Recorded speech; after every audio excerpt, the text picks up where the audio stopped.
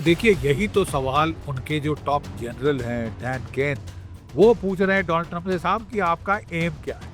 क्या आप regime change चाहते हैं? उसके लिए हमारे पास ताकत काफी नहीं है।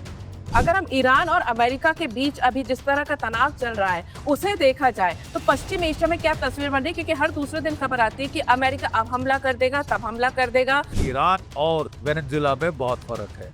अमेरिका के टॉप जनरल डैन काल ने साफ कह दिया है, डैन केन ने साफ कह दिया है, डोनाल्ड ट्रंप साहब को बता दिया है ब्रीफिंग्स में कि साहब हमको लेने के देने पड़ सकते हैं। काफी अंदेशा है भारी कि अमेरिका के सिपाहियों का, फौजियों का जानी माली नुकसान होगा। क्या आप जानती हैं कि अमेरिका ने घबरा के वो aircraft carrier gulf of Hormuz से बाहर निकाल दिया है? हमारी सैंक्शन स्क्वाड्रन स्ट्रेंथ थी 42 स्क्वाड्रन।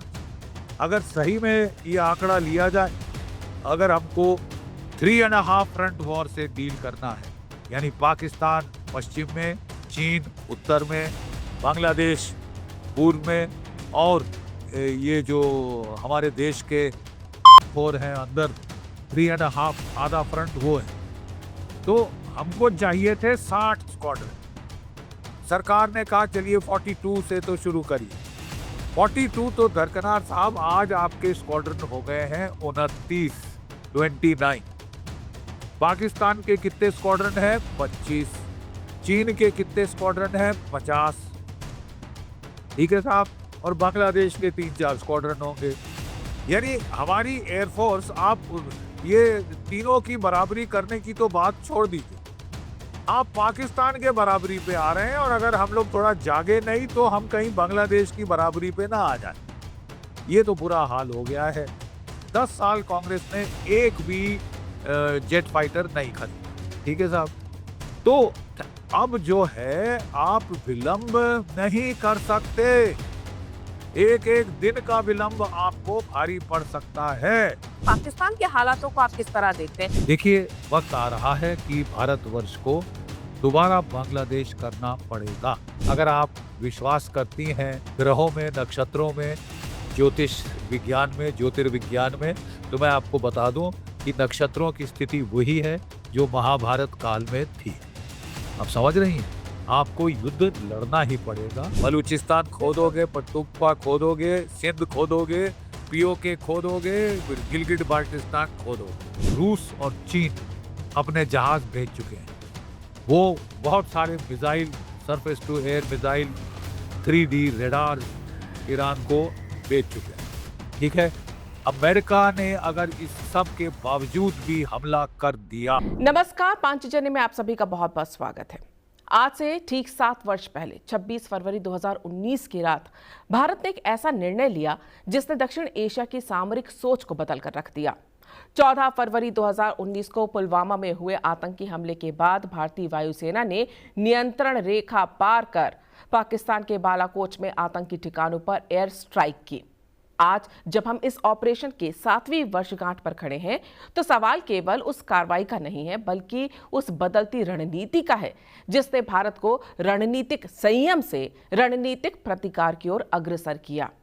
इस बीच इसी साल यानी 2026 में फ्रांस के साथ हमने 14 राफेल विमानों की प्रारंभिक मंजूरी की खबरें देखी, रक्षा बजट में उल्लेखनीय वृद्धि देखी और पश्चिम एशिया में नए भू राजनीतिक समीकरण जैसे बेंजामिन नेतन्याहू का प्रस्तावित हेक्सागन ऑफ अलायंसेस, इन सब ने क्षेत्रीय शक्ति संतुलन को एक नया आकार दिया है। वहीं अगर हम पड़ोसी देश पाकिस्तान की बात करें तो वो आर्थिक संकट से जूझ रहा है। IMF के बेल आउट, आंतरिक राजनीतिक अस्थिरता, इमरान खान की गिरफ्तारी पर आंदोलन और अफगान सीमा पर तनाव, इन सब के बीच वो खुद को संभालने की कोशिश करता दिखाई दे रहा है। इन सभी पहलुओं पर गहराई से चर्चा करने के लिए आज हमारे साथ हैं lieutenant general retired GD Bakshi. Sir, आपका पांचजन्य में बहुत बहुत स्वागत है। बहुत बहुत आभार मुझे बुलाने के लिए, और बहुत अच्छा लगेगा पांचजन्य से वार्तालाप करें। सर, सबसे पहले तो आज 7 साल हो चुके हैं बालाकोट एयर स्ट्राइक जो भारत ने की थी और पहली बार जैसा कहते हैं ना घुसकर मारना, वो किया था और उसके बाद ऑपरेशन सिंदूर तक भारत की सामरिक परिस्थितियाँ भी बहुत तेज़ी से बदली हैं। वो समय जब 7 साल पहले मिराज 2000 का इस्तेमाल किया गया था और आज जो हम देखते हैं कि राफेल हमारी किस तरह से पाकिस्तान के अंदर गए थे और कई आतंकी ठिकानों को नेस्तनाबूद कर कर आए। अगर इन 7 सालों में सबसे पहले हम अगर भारत की सामरिक शक्ति की बात करें, विशेष तौर से अगर अभी हम देखें 2026 में हमने फिर से 14 राफेल विमानों की डील की है। उसके अलावा रक्षा बजट में अच्छी खासी बढ़ोतरी की है। भारत की सामरिक शक्ति इस क्षेत्र में अगर हम देखें पश्चिम एशिया में तो किस तरह तेज़ी से बढ़ी है पिछले 7 सालों में? देखिए, अभी जब मैक्रों साहब आए थे फ्रांस के राष्ट्रपति, तो the mother of all deals की बात वहाँ पे हो गई और जो हमारी सेंट्रल एक्विजिशन काउंसिल है, इसने अप्रूवल ऑफ नेसेसिटी दे दिया है, मतलब हामी भर दी है और मुझे उम्मीद है कि अगले साल तक ये डील साइन हो जानी चाहिए। सही मानों में ये जहाज़ अगर कांग्रेस ने अपना काम किया होता, तो कोई 20 साल पहले आ जाने चाहिए थे हमारे पास और उस वक़्त इनकी कीमत आधे से भी कम होती।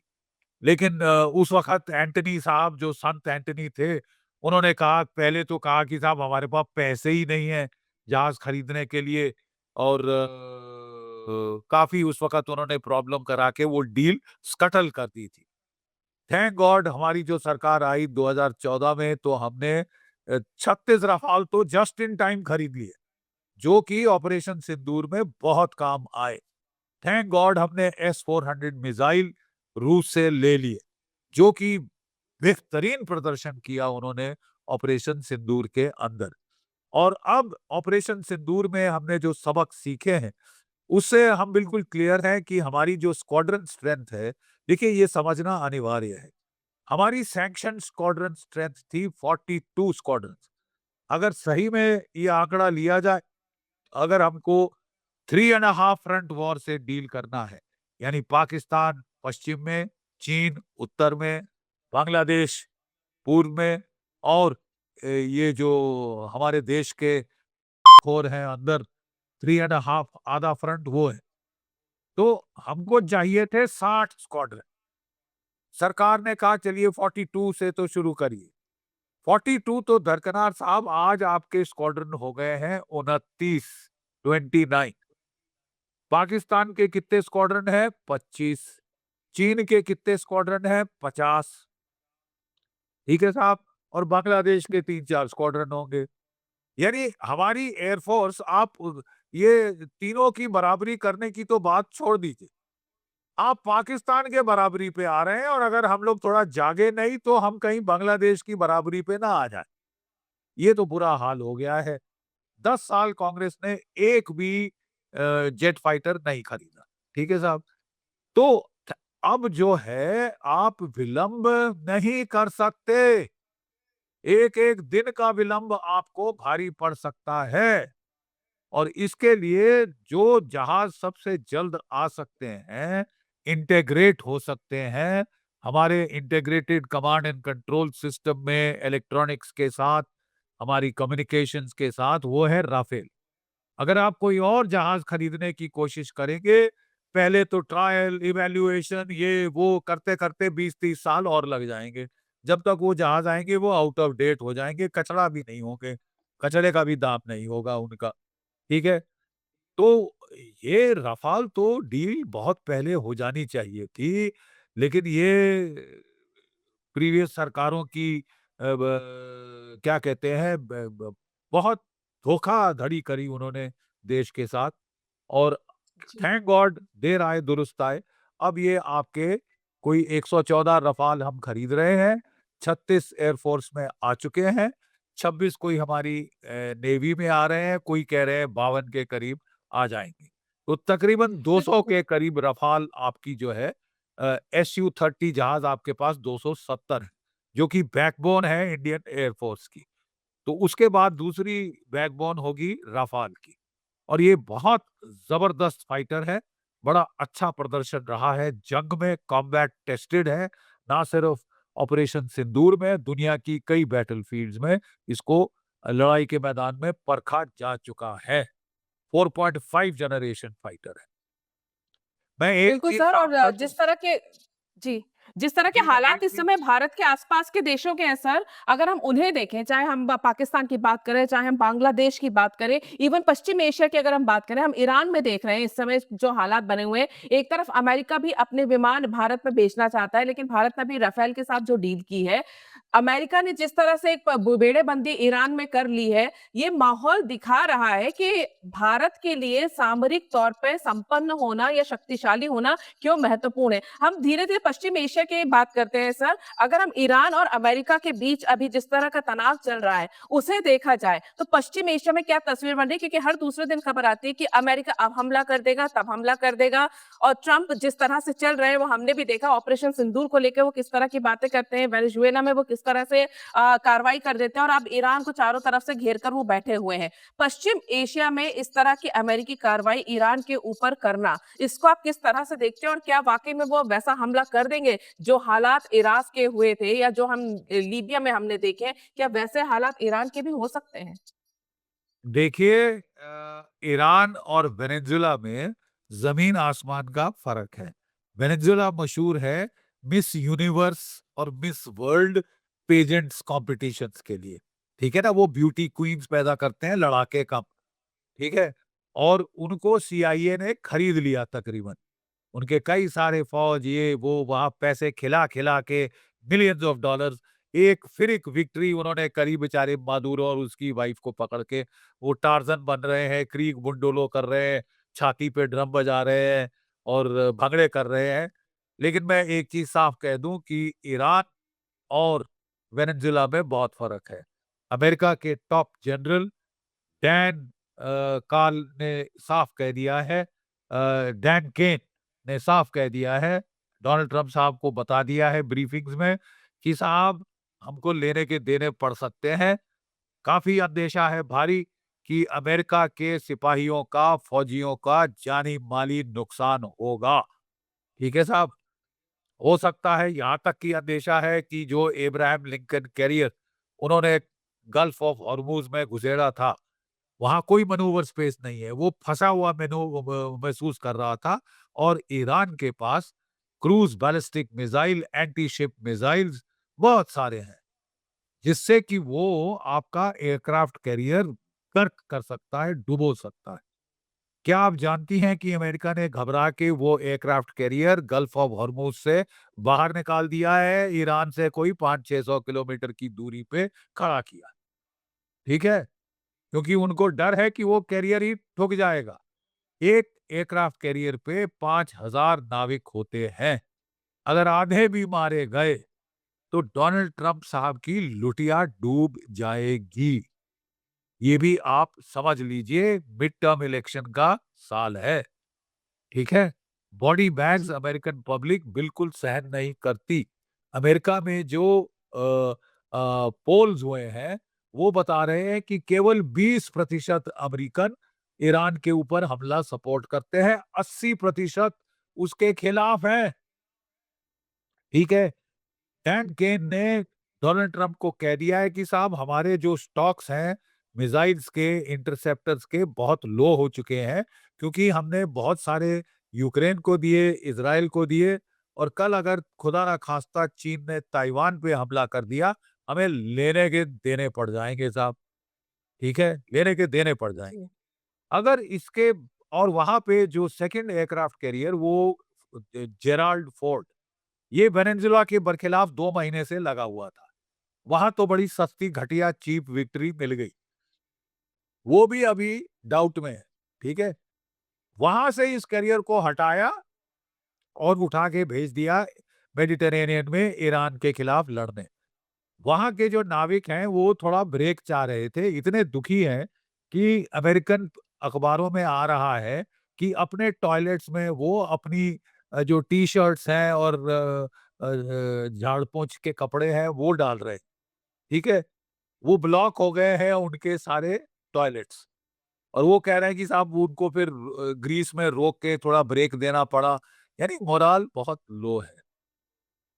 ऐसा थके हुए सिपाहियों को लड़ाई में भेजना बड़ा जोखिम उठाने की बात है। मोराल जिनका डाउन हो उनको लड़ाई में भेजना जोखिम उठाने की बात। देखिए, अगर इन सब चीज़ों के बावजूद भी वहाँ पे रूस और चीन अपने जहाज़ भेज चुके हैं। वो बहुत सारे missile, surface to air missile, 3D radars Iran को बेच चुके हैं, ठीक है? अमेरिका ने अगर इस सब के बावजूद भी हमला कर दिया, क्योंकि इज़राइल बहुत कह रहा है कि साहब हमारे लिए बड़ी चिंताजनक हालत पैदा हो रही है और अगर उन्होंने हमला कर दिया, तो मैं एक सैनिक विशेषज्ञ के बतौर कह सकता हूँ कि अमेरिका को लेने के देने पड़ सकते हैं।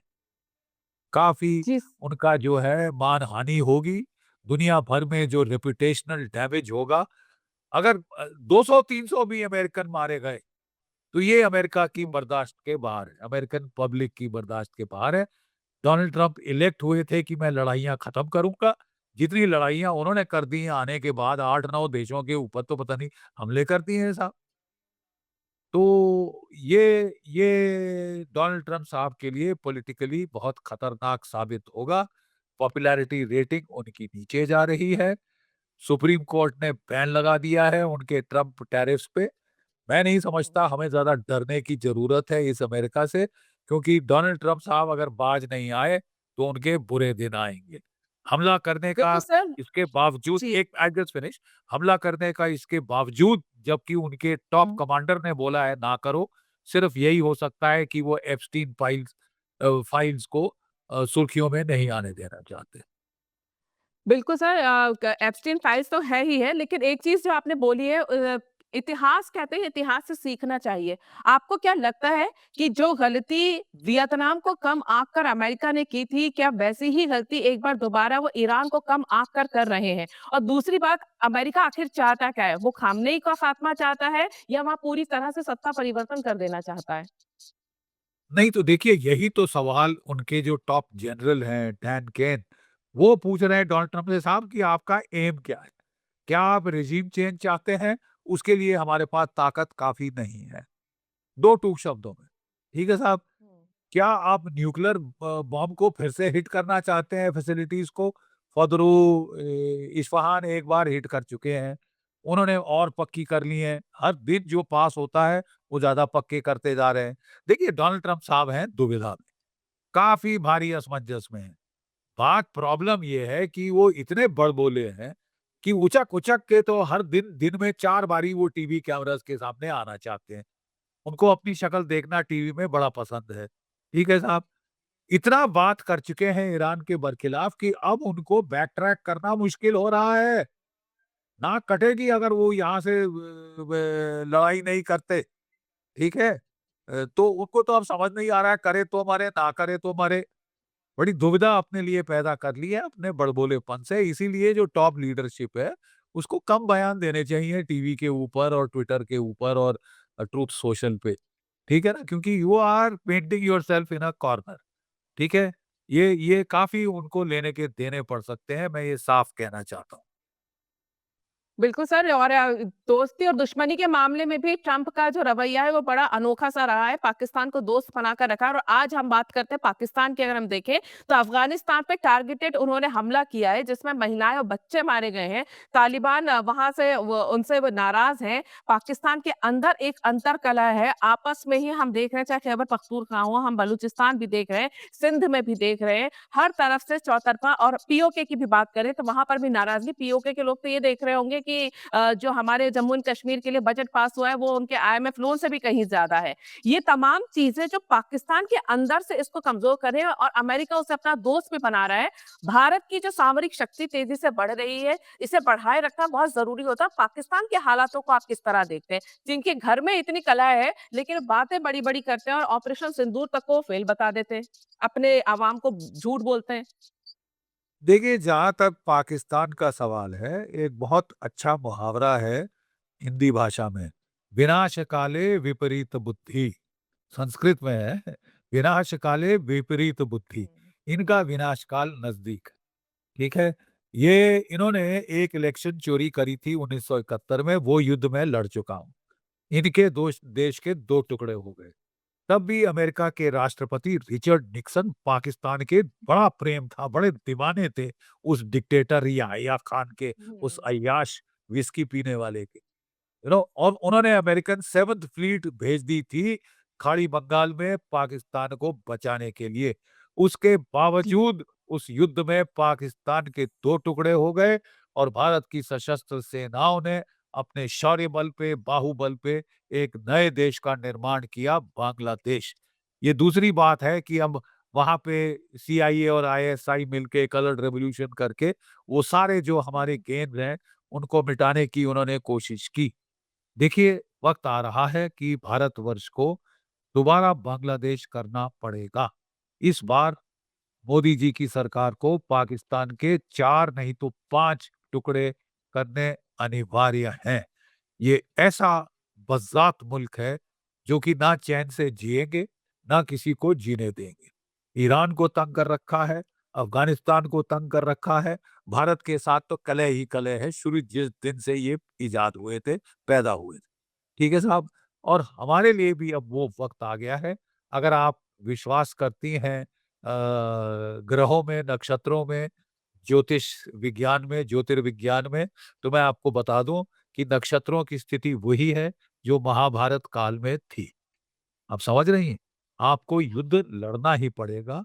हम जितनी शांति, अहिंसा की बातें कर लें, जितने हम गांधी जी के पाठ पढ़ा लें, लेकिन मैं आपको कह रहा हूँ, एक बतौर एक सैनिक विशेषज्ञ कि दुनिया तीसरे विश्व युद्ध के मुहाने पे पहुँच गई है। 4 साल से यूक्रेन में लगातार जंग चल रही है। 2 ढाई साल चली थी हमास के साथ जंग इज़राइल की, फिर ईरान के साथ झपट हुई, अब फिर तीसरी झपट, दूसरी झपट होने का अंदेशा कभी भी हो सकती है।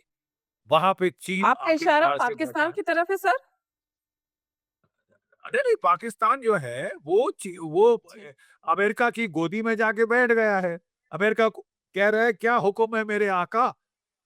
आप बगराम में बेस चाहते हैं अफ़गानिस्तान में, मैं पिटाई करूँगा अफ़गानिस्तान की। मैं पिटाई करूँगा अफ़गानिस्तान की, बॉम्बिंग करूँगा। अरे वो भूल गए कि रूस जैसे देश बॉम्बिंग कर के थक गए, अमेरिका थक गया, उनका हिम्मत नहीं तोड़ पाए और ये पंगे ले रहे हैं तालिबान से केवल इसलिए कि उनके पास एयर फ़ोर्स नहीं। ज़रा भारत से लेके देखो ऐसा पंगा तुम्हें पता चल जाए 2 मिनट में। लेकिन मैं बताना ये चाहता हूँ कि ये अमेरिका की गोदी में बहुत गलत टाइम बैठे हैं, जबकि अमेरिका के भी सितारे गर्दिश में जा रहे हैं। ठीक है? अगर कोई सोचता है कि अमेरिका के साथ अलाइन करके इस वक़्त मैं बड़ी अकलमंदी कर रहा हूँ, मैं अगर अमेरिका के तलवे हुँ। चाटूँगा तो डोनाल्ड ट्रम्प मेरे पे खुश हो जाएँगे जैसे मुल्ला मुनीर सोच रहे हैं, तो विनाश हुँ। काले विपरीत बुद्धि बिल्कुल है। बलूचिस्तान बिल्कुल। खोदोगे, पख्तूनख्वा खोदोगे, सिंध खोदोगे, पीओके खोदोगे, गिलगिट बाल्टिस्तान खोदोगे। हुँ। बिल्कुल सर, क्योंकि जो हालात दिख रहे हैं पाकिस्तान भले ही अब ग्रह नक्षत्र तो पता नहीं क्या कह रहे हैं, लेकिन पाकिस्तान के हालात बहुत कुछ कह रहे हैं। जिस तरह से बलूचिस्तान में हम लगातार देख रहे हैं, पाकिस्तानी सैनिकों को किस तरह से उन्होंने पकड़ लिया था। उसके बाद हम खैबर पख्तूनख्वा में भी देख रहे हैं, हम पीओके में भी देख रहे हैं किस तरह की नाराज़गी है और तालिबान तो जिस तरह से डूरेंट लाइन को लेकर वहाँ पर किओस मचा हुआ है। उसके साथ-साथ इमरान खान के जो सपोर्टर्स हैं सर, वो उन्होंने तो आप देखिए ना वहाँ पर अटक ब्रिज पर कब्ज़ा तक कर लिया। तो आप अंदरूनी कलह से भी आप जूझ रहे हैं, सियासी कलह से भी जूझ रहे हैं और जो क्षेत्रों में लोग आपसे नाराज़ हैं, जो पंजाब को लेकर लोगों की नाराज़गी, सिंध के लोग तक अब जो है अपना विरोध दिखाने लगे। तो पाकिस्तान के हालात बहुत अच्छे नहीं है, लेकिन इसके बावजूद पाकिस्तान भारत को लेकर अपनी बयानबाज़ी, अपनी नाराज़गी और अपनी दुश्मनी दिखाता रहा है। ऐसे में आपको लगता है कि भारत की जो बढ़ती सामरिक शक्ति है, इसे पाकिस्तान कम आँक रहा है या सिर्फ अपनी आवाम को दिखाने के लिए बस पाकिस्तान भारत को आंखें दिखाता ताकि अंदर की कलह बाहर ना दिखाई दे?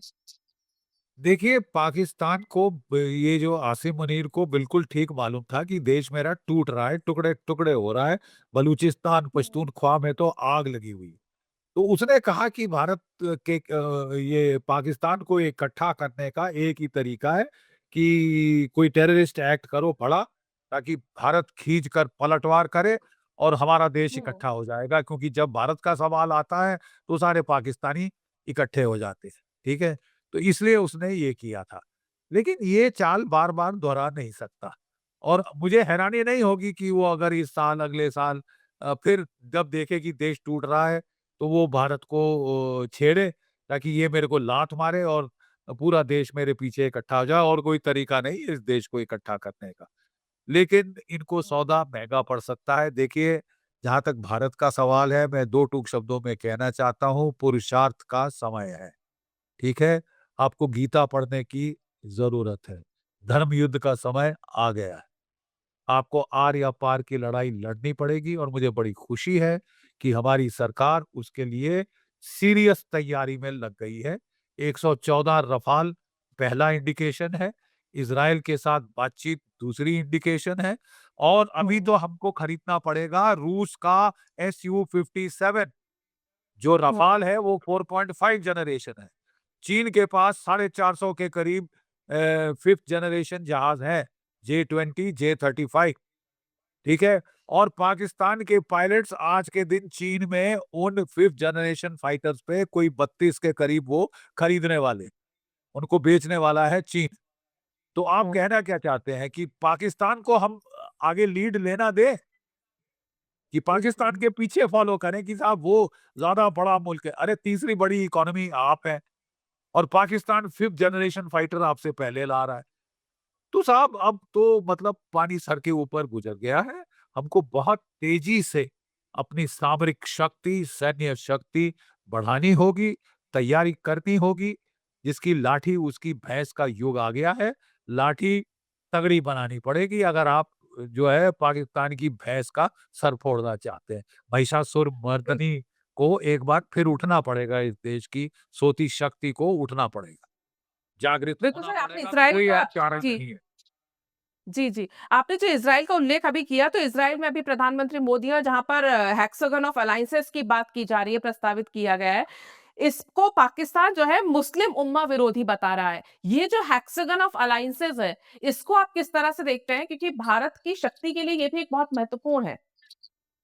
देखिए, अगर पाकिस्तान तुर्की के साथ मिलकर, सऊदी अरेबिया के साथ मिलकर एक मुस्लिम नेटो बना सकता है, तो आई थिंक भारत को भी पूर्ण अधिकार है कि ये तुर्की की तरह घमंड डाउन करने के लिए, बराबर करने के लिए, हम भी इज़राइल, ग्रीस, साइप्रस इन देशों के साथ अलायंस बनाएँ, और अगर ये पंगा लेना चाहते हैं, क्योंकि तुर्की ऑपरेशन सिंदूर के दौरान 1000 से ऊपर ड्रोन दिए थे पाकिस्तान को। 2 मोबाइल कमांड पोस्ट दिए थे।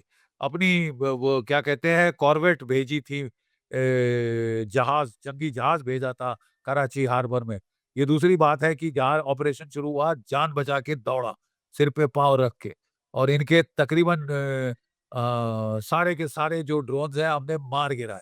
दोनों मोबाइल पोस्ट पर खच्चे उड़ा दिए, इनके कुछ अफ़सर भी जो वहाँ पे आए थे मदद करने, वो भी मारे गए, छुपाते फिर रहे हैं।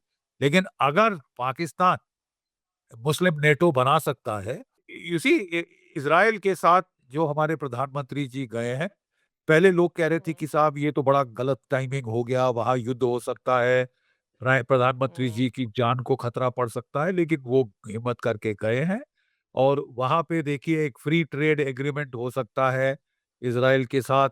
बहुत सारे उनके रैम्पेज बैलिस्टिक मिसाइल्स जो हमको मिल सकते हैं, उनका जो आयरन डोम है उसकी टेक्नोलॉजी भारत को चाहिए, सुदर्शन डोम बनाने के लिए, हमारा आयरन डोम बनाने के लिए एआई के अंदर बहुत हमारा कोऑपरेशन हो सकता है। एग्रीकल्चरल टेक्नोलॉजी, वाटर मैनेजमेंट में बहुत कोऑपरेशन चल रहा है हमारा, और इज़राइल ने हर युद्ध में हमारा साथ दिया है। ठीक है ना साहब? कोई ऐसा युद्ध नहीं है, चाहे 1962, चाहे 65, चाहे 1971, चाहे कारगिल युद्ध, चाहे ऑपरेशन सिंदूर, बहुत ज़बरदस्त मदद की है। बड़े टॉप क्लास के उन्होंने ड्रोन्स दिए हैं। उनके हरॉप ड्रोन से हमने उनके इज़राइल के ड्रोन से हमने पाकिस्तान के रडार-शरार ठोक दिए थे बिल्कुल। ठीक है? हरॉक बिल्कुल सर। ड्रोन्स और हार्पी ड्रोन्स और बहुत कई किस्म-किस्म के उनके ड्रोन्स हैं। ड्रोन टेक्नोलॉजी शेयर की है, सर्वेलेंस टेक्नोलॉजी, रडार्स वगैरह उन्होंने हमारे साथ शेयर किए हैं। बराक 8 मिसाइल बहुत ज़बरदस्त प्रदर्शन किया उन्होंने सिंदूर के दौरान, तो हमारा ट्राइड टेस्टेड फ्रेंड है। और जो यहूदी सभ्यता है और जो हिंदू सभ्यता है, इनको हमेशा खतरा रहा है ऐसे जिहादी माइंडसेट से, ठीक है ना? एग्जिस्टेंशियल खतरा रहा। तो अगर हम दोनों इकट्ठे हो जाएँ तो मैं समझता हूँ बड़ी अक्लमंदी की बात है, नेचुरल है। बिल्कुल सर, आप जिस तरह से बता रहे हैं कि भारत-इज़राइल जो है रक्षा सहयोगी अगर एक क्षेत्रीय संतुलन बदल देगा। लेकिन आपको लगता है जो पाकिस्तान और चीन की एक जो धुरी बनी हुई है, उसको ये चैलेंज कर सकता है भारत और इज़राइल का जो हम देख रहे हैं शक्ति संतुलन बदलने की जो सारी कवायद चल रही है? देखिए, उसको बोलते हैं ना चटक चार्ली। पाकिस्तान इतना ओवर क्लेवर देश है, it's too clever for its own good. यानी अपनी भलाई के लिए भी वो ज़रूरत से ज़्यादा चतुराई दिखाता है।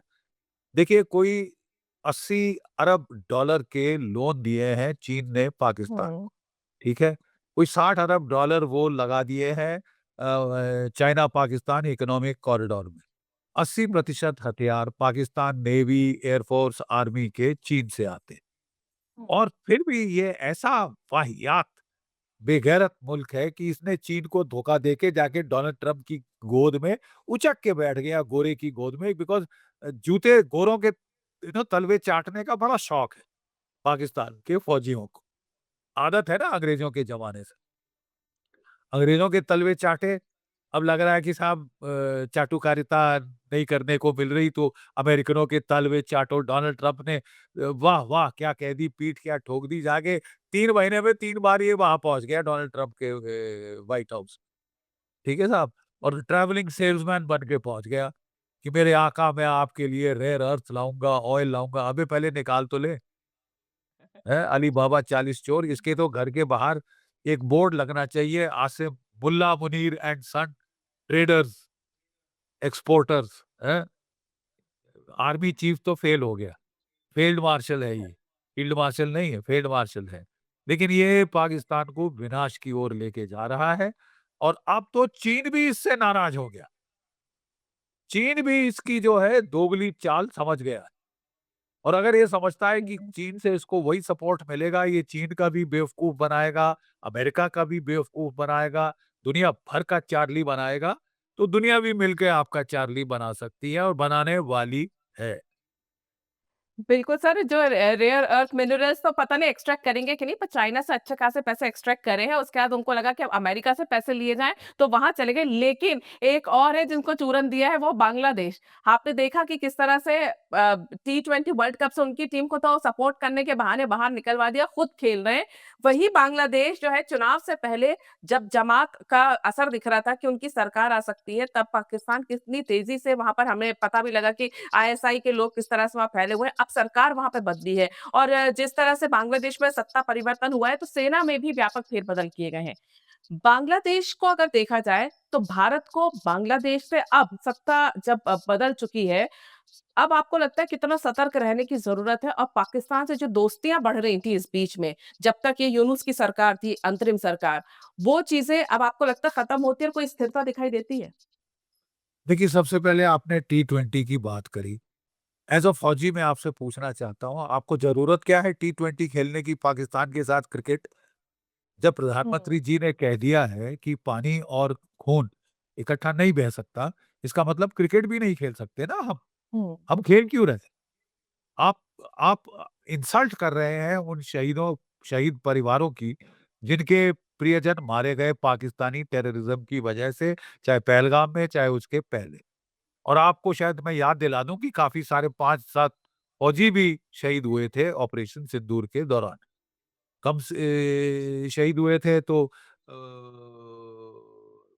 थैंक गॉड, लेकिन बड़े अफ़सोस की बात है कि हमने टीवी पे एक किसी का फ्यूनरल नहीं देखा, एक किसी का वो जो है अंतिम संस्कार नहीं देखे। हमेशा दिखाते हैं, नहीं दिखाए।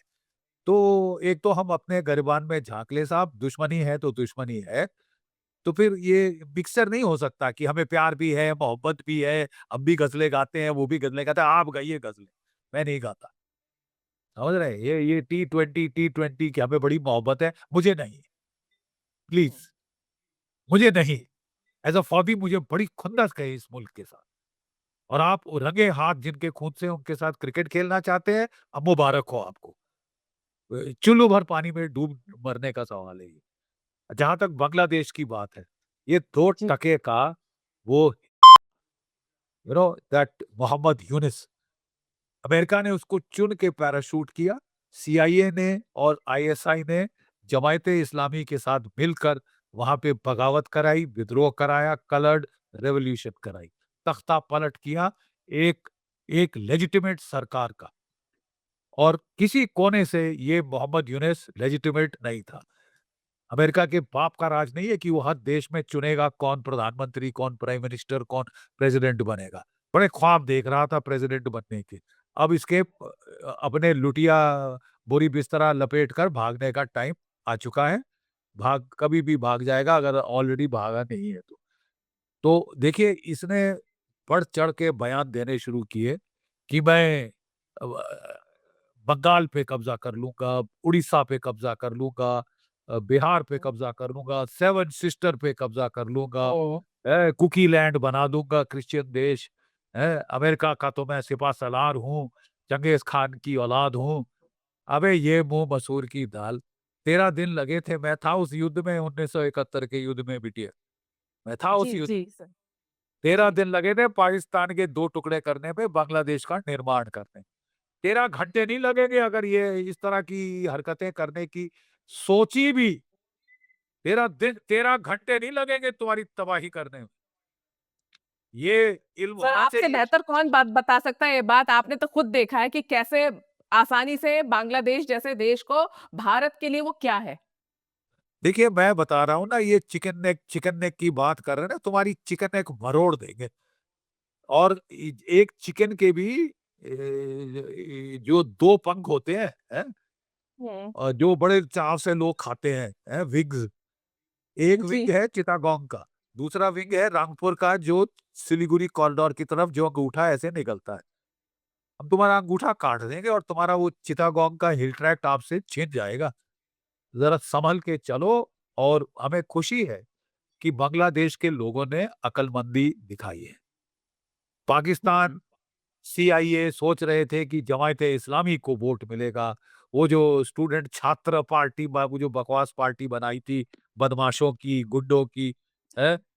वो वोट ही नहीं मिले सर उनको तो खड़े भी कम ही जगह हुए थे, वो तो चुनाव अरे में कोई 6 गायब ही हो गए वोट मिले, जिन्होंने 6 क्रांति की सीट थी। मिली है, 7 मिली है, 60 के करीब ये जमायत-ए-इस्लामी को मिली है, हुँ। 2/3 मेजॉरिटी मिली है बीएनपी को। जबकि आपने अवामी लीग को पार्टिसिपेट नहीं करने दिया। आपका वोटर टर्नआउट था 48%। जबकि बांग्लादेश में जब द्विपक्षीय चुनाव होता है, 80% लोग आके वोट करते हैं, पढ़े-लिखे लोग हैं, पढ़े-लिखे लोग हैं, ठीक है? ये जो जी। तमाशबीन वहाँ पे आ गए थे, इन्होंने जो भारतवर्ष के साथ रिश्ते बिल्कुल बद से बदतर कर दिए, ठीक है? अब जो बीएनपी पार्टी आई है, खालिदा ज़िया भी पहले राज कर चुकी हैं, वो भी कोई ख़ास भारत की दोस्त नहीं थी, लेकिन उनको आटे-दाल का भाव मालूम था। वो जानती थी कि 3 तरफ से बांग्लादेश भारत से घिरा है, ठीक है साहब? 3 तरफ से बांग्लादेश भारत से घिरा हुआ है, घिरा हुआ है। आप पंगा लेके रह नहीं सकते। आपका सारा टेक्सटाइल कॉटन भारत से आता है, टेक्सटाइल भारत से आते हैं, कपड़ा। आपका जो भी कपास है भारत से आता है। आपका जो जूट इंडस्ट्री है भारत से आती है। उसके क जूट जो है आप भेजते हैं भारत में तो वहाँ पे ये सैक्स बनती हैं, ठीक है? पानी आपका हमारे यहाँ से आता है। ठीक है, ज़्यादा चुलबुली दिखाई जी। बेवजह की ये मोहम्मद यूनुस जैसे घटिया इंसानों ने तुमको लेने के देने पड़ जाएँगे साहब। बांग्लादेश के लोगों को मालूम है और हमको खुशी है कि बीएनपी पार्टी एक एस्टेब्लिश्ड पार्टी आ गई, ठीक है? और जो तारिक साहब हैं, वो आटे-दाल का भाव जानते हैं। वो उन्होंने पहली प्राथमिकता दिखाई है कि लॉ एंड ऑर्डर तो वापस लाएँ। गुंडागर्दी फैल गई थी बांग्लादेश में। जो बेचारी चाहो औरत का बलात्कार कर दो, हिंदुओं को प्रताड़ित करो, बौद्धों को, ईसाइयों को प्रताड़ित करो। मैं आपको बताऊँ तो there is beyond a point there is a duty to protect. ये एक प्रिंसिपल है यूएन का, जो हुँ। जी। रवांडा-शवांडा में वो बात कर रहे थे कि ड्यूटी टू हुँ। प्रोटेक्ट माइनॉरिटीज़, ठीक है? तो अगर मुझे पूर्ण पूर्ण विश्वास है कि ये पढ़े-लिखे लोग आए हैं, ये जिहादी कुत्ते नहीं हैं। और हुँ। पढ़े-लिखे लोग हैं, एजुकेटेड पीपल हैं, ये भलाई चाहते हैं बांग्लादेश का, तो ये भारत से अच्छे रिश्ते कायम करने की कोशिश ज़रूर करेंगे। उनको करनी पड़ेगी, ये बाध्य है और कोई चारा नहीं है, और कोई चारा तो नहीं। सर ये नहीं कि कुछ और इनके पास विकल्प ही है, विकल्प नहीं है दूसरा साहब। तो अगर तो उसके सर बावजूद भी ये टेढ़ी उँगली हुँ। करेंगे तो फिर तो साहब ये खुद के लिए मुसीबत बुलाएँगे।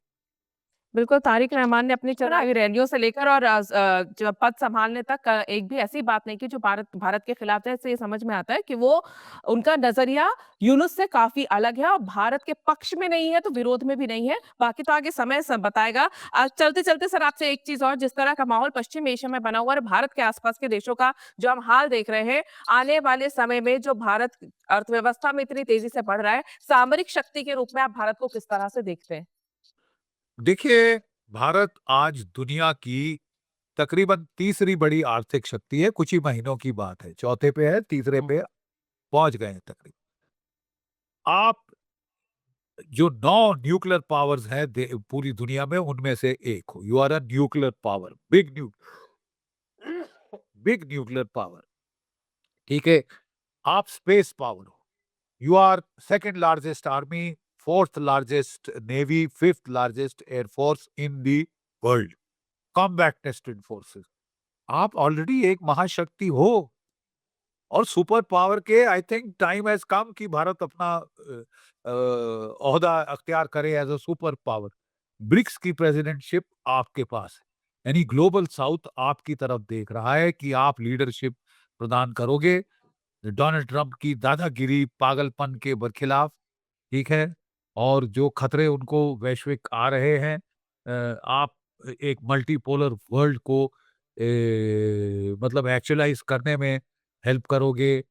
अब अगर अमेरिका सबके पैसे खसीटता रहा, डॉलर लूटते रहा कि डॉलर वो करना पड़ा तो हमको आपस में अपनी करेंसीज़ में ट्रेड करना पड़ेगा, इसमें भारत को लीड लेनी पड़ेगी, ठीक है? जी। और भारत बड़ी अच्छी भूमिका निभाई है।